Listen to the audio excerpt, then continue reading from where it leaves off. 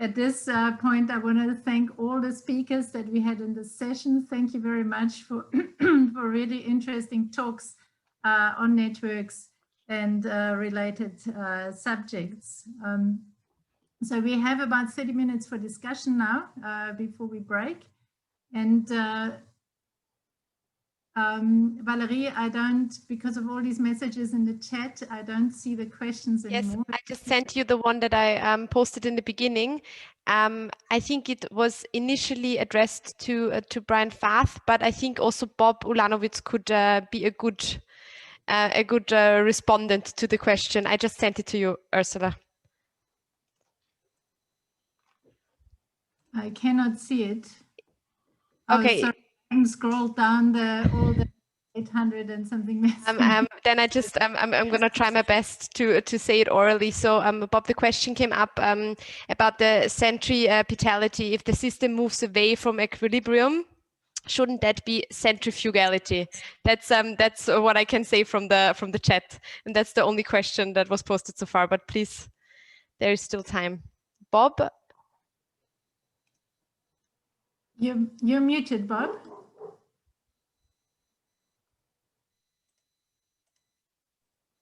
Okay, centripetality is something that people always have questions about. Okay, the idea is that you have a mutually beneficent cycle, okay? What happens if you have a change in one of those members? And if that change makes it more sensitive to the upstream member or less and better, or a better catalyst of the downstream member, it will receive more reward, okay? Well, conversely, if the change decrements either of those two, it will receive less. There's a basic asymmetry in all of that that features the selection of changes that increase the autocatalysis. Now, a corollary of that has to do with the inputs. Okay, if there is a change in one of the things that increases, helps it bring in more resources into the system, that will be rewarded. But that applies not just to that one; it applies to all of them.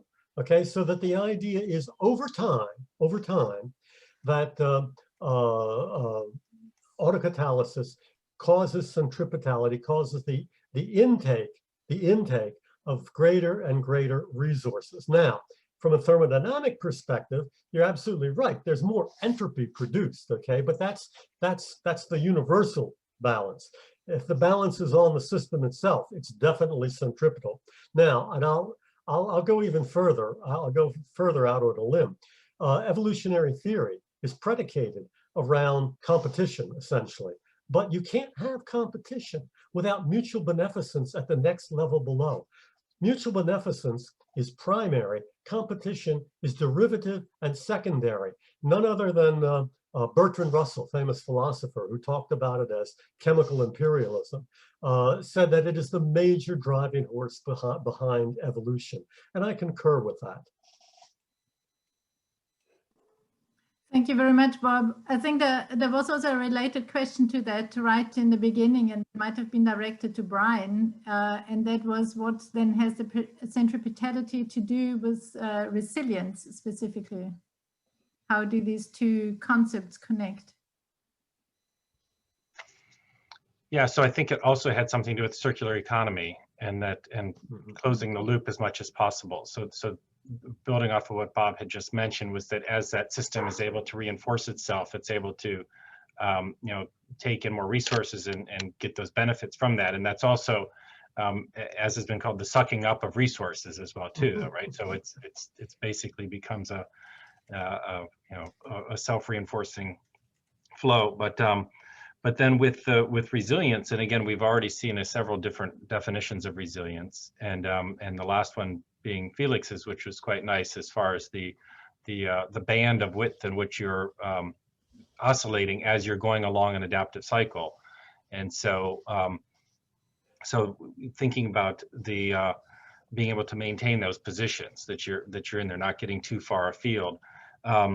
So I would say that the cycling and the circular economy is just allowing more of those resources to be used efficiently without having to either rely on external flows to come in and subsidize those, or just, you know, maintaining it longer in the system. Essentially, you're increasing the residence time of those flows, so as it's moving up the adaptive cycle. I mean, we have many different kind of definitions at play here, so I guess it depends on your definition of resilience. But definitely the addition of cycles is something, as we see, as a primary way that benefits, as Bernie was talking about, the synergism, the amount of, as I was talking about, just through flow is increasing when you have more cycling. Indirect flows are increasing when you have more cycling. So yeah, the network development of cycling structures is evident in nature, and something that we think needs to be more prevalent in social economic systems. I'm not sure that completely answered, but. Thank you, Brian. Would any of the other panelists like to contribute to that answer? Or have we answered the question for the attendee? We haven't heard back yet. But if you have a follow-on questions, then please post it. Yes, Bernie, please go ahead. You're muted. Bernie, you're muted.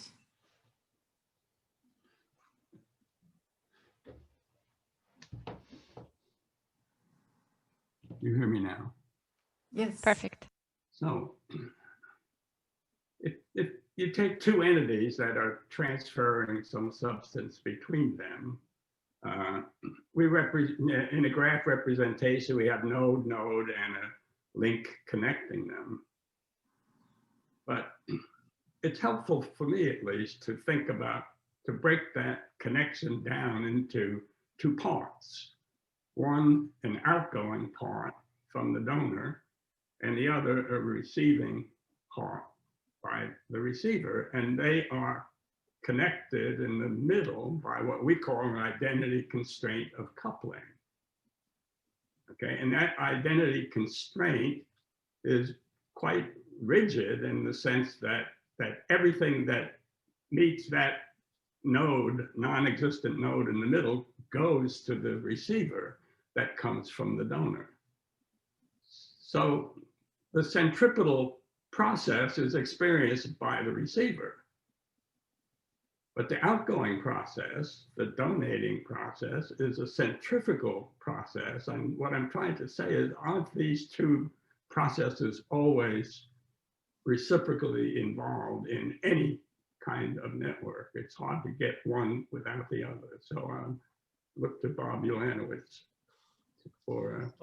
No, you're absolutely right, Bernie. That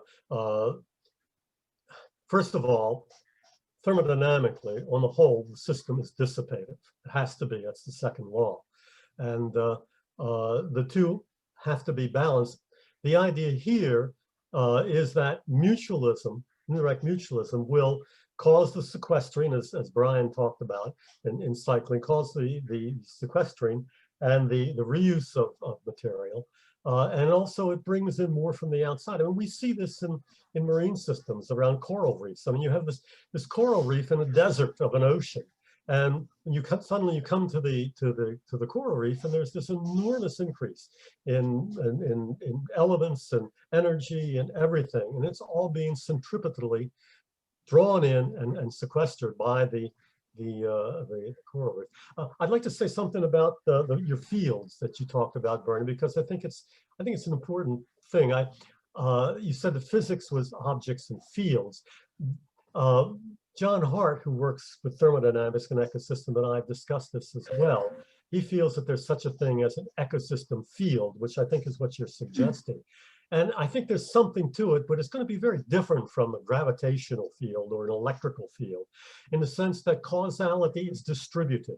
Causality is distributed over the network, and that's something we're not used to, because even in physics, causality is always bilateral. This is not bilateral. It's multilateral, and it really is spatially distributed, and it's a form of a field, if you will. How to formalize that is another problem, and I haven't solved that. But I think it's something you want to do. We want to develop the notion of a field. Well, for example, I showed the little three mutual supported in mutual beneficent autocatalytic calculation. There are examples of that in nature, the utricularia system, and I won't go into what that is, but the idea is that it tends to bring in and keep the material. And I've suddenly had a senior moment and forgot what I was going to say. Yeah. Okay, I'll just sign off for now and let somebody else take the discussion. If I could follow up on, so what you're saying is that the fields are not just at a distance, but they're also multinodal. Good point. Yeah. First of all, the utricularia system, the characteristic time of circulation of those effects is on the order of weeks, maybe months or days. Okay, very slow. On the other hand, it keeps on going. How does it do it? Because there are other informational transfers. Okay, there's chemical transfer, odor, olfactory, visual, electrical, et cetera, et cetera. And these things are very fast. Most of them go at the speed of light or very quickly. And what happens, I think, is that the system, the individual members adapt to these informational transfers in such a way as to keep that cycle going. And it's called scaffolding. The biosemiotists call it scaffolding. And I think what you have is informational scaffolding of these loops of mutual beneficence. And that involves, of course, fields. Each of those means of information transfer depends on some sort of a field. May I respond back? Please do, Bernie.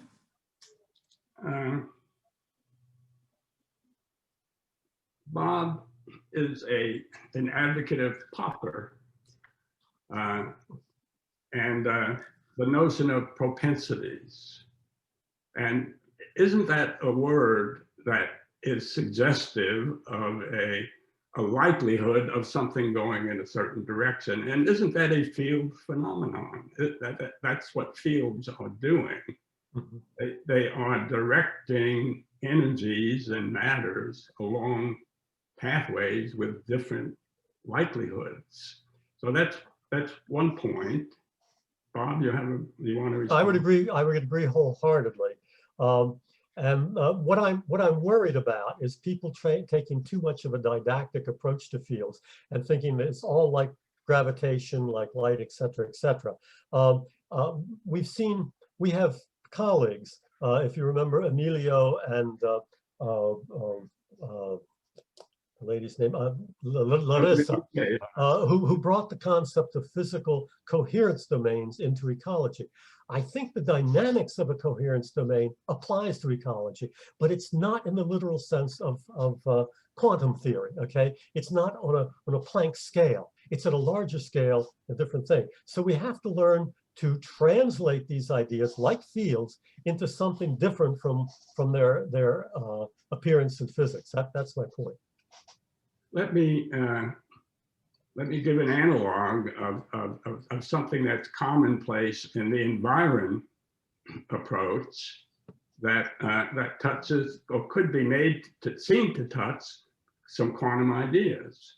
The idea that the electron is everywhere and nowhere in the universe until you observe it, and then you get quantum collapse to the concrete, electron. So, okay. Wait, let me finish.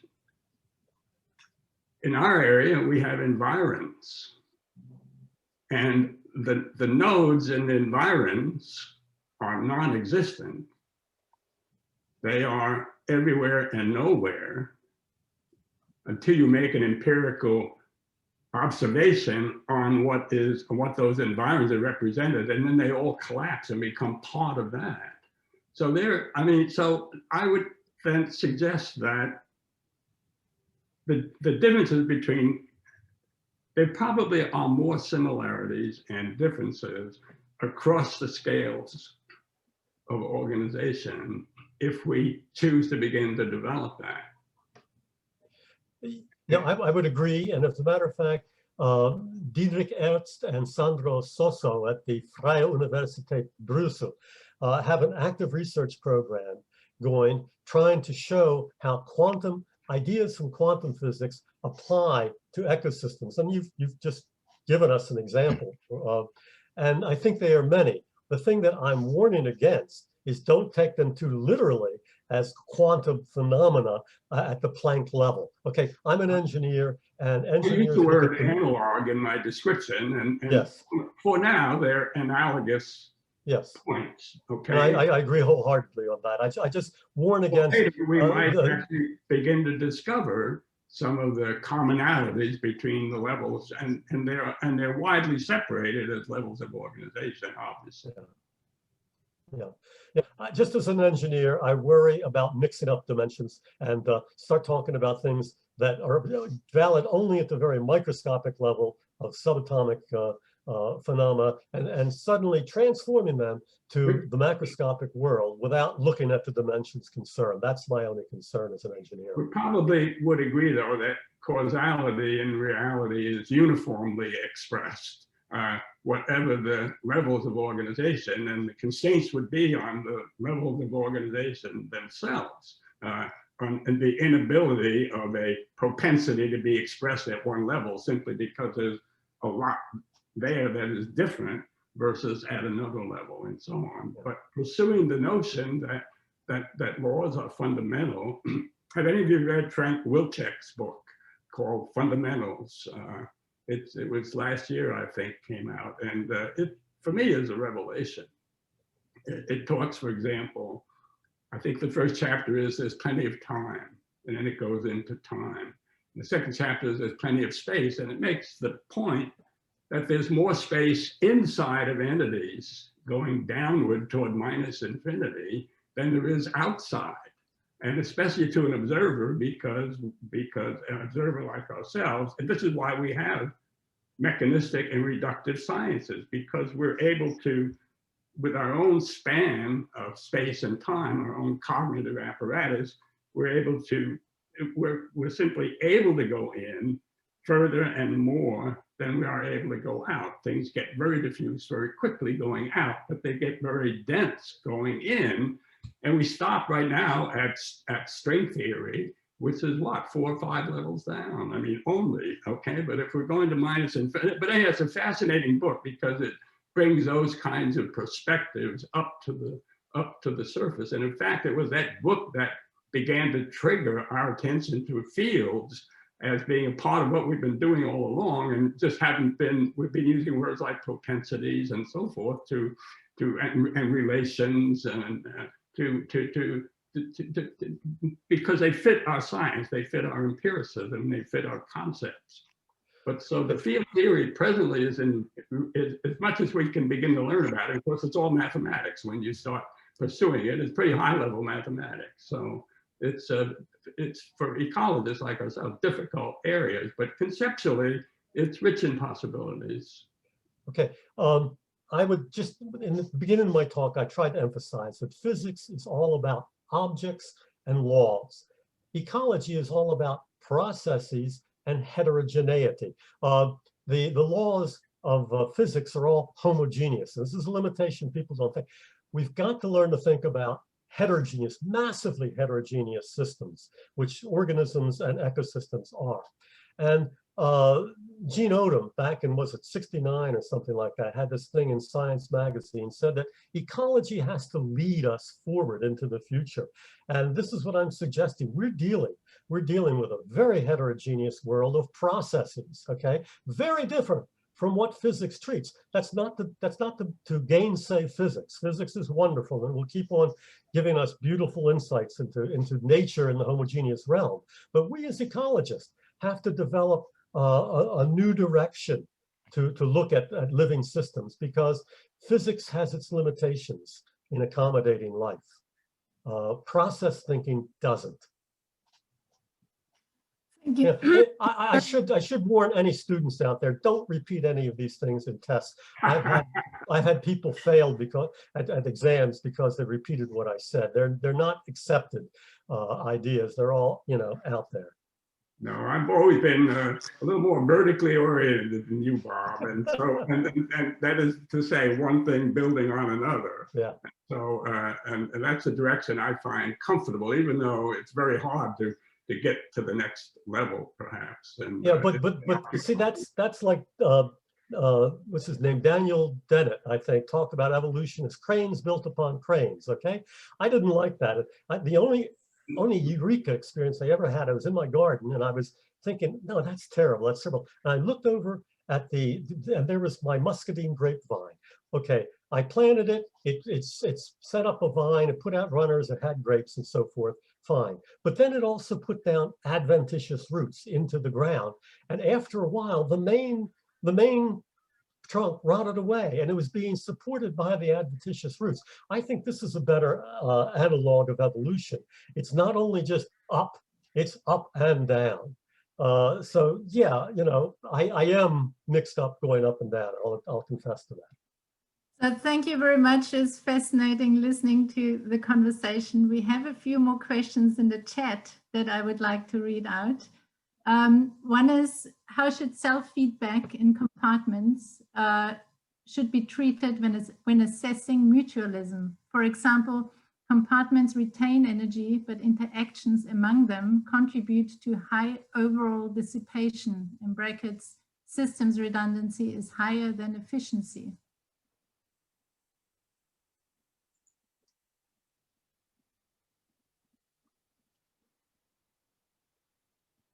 I think a technical response would be to that based on the mathematics is that the self loops cancel each other because the mutualism emerges from the utility analysis, which is the net flow between nodes.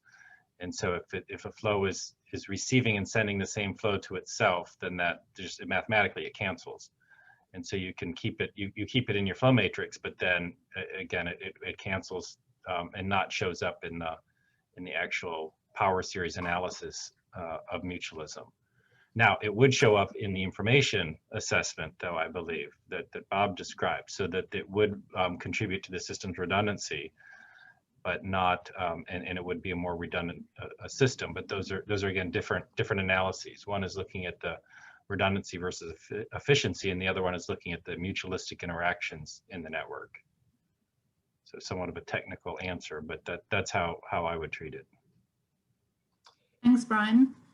And we have one more question that asks, do you feel that communication and terminology and language between social and mathematical scientists needs to be more effective for the benefit of both?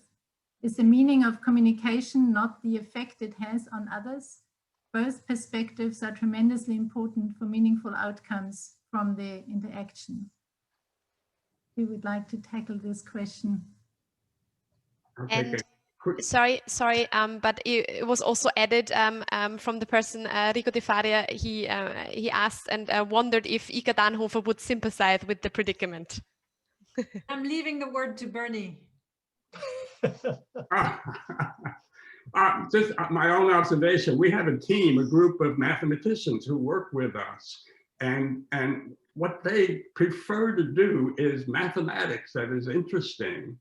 Mathematically interesting, and that doesn't always match problem areas that are of interest to us. For example, our group has been working now probably over a year on a simple interaction between two insects, and the mathematics has become, I can just say generally, has become really just overwhelming for people like me, but yet it's compelling to these people, and so they gravitate to it.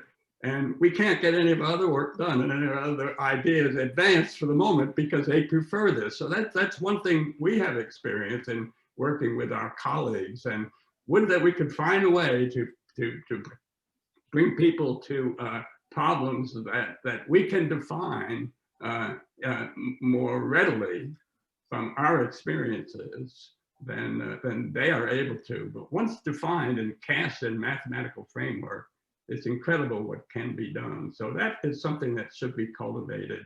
And probably to do that, you have to put people together in dedicated places where they can rub elbows and meet in hallways and things like that. But what I personally think is that you can actually learn a lot by learning from each other, and things like distributed causality being distributed is essentially what they work on also in the assemblage approach, where we also say a farmer is that the only one making decisions and implementing that on the farm, or is that actually are the non-humans also being effective? So again, translating is careful, but I think that what Bob said is really important, is not taking things literally, but the ideas behind it. I think that's really what we can learn from each other. And yes, in another field, it might be mathematically extremely precise. On a farm, that doesn't make sense because the complexity is so high that there is no way any of these models will actually be helpful to understand what is going on day for day on a normal family farm, with all the social thing, the economics, the ecology, the everything. But the idea and the propensity is another idea that's coming out there. Is strategy really the right thing? I mean, whatever that is called, but a propensity is another word that is also, I mean, I've read quite a lot about it in Chinese thought. Again, this thing is you incline propensities rather than have a decision and march on with full front. Again, the thing is, how do people conceptualize things in other disciplines? And does that help me rethink my own discipline?